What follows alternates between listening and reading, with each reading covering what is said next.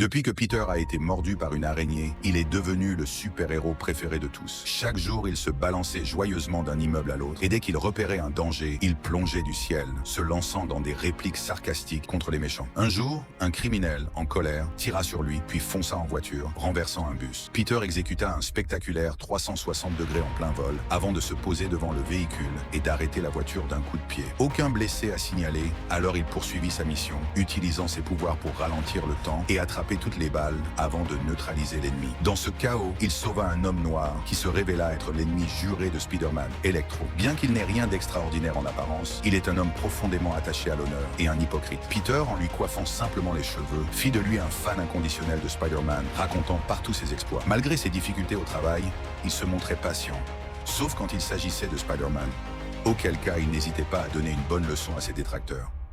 Une nuit, alors qu'il était contraint de travailler pour son anniversaire, le malheur frappa.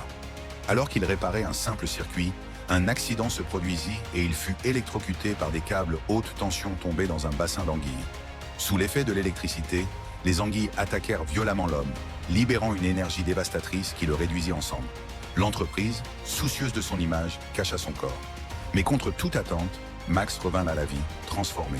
Ses veines étaient devenues des conduits d'électricité et il pouvait contrôler les objets en déchargeant de l'énergie.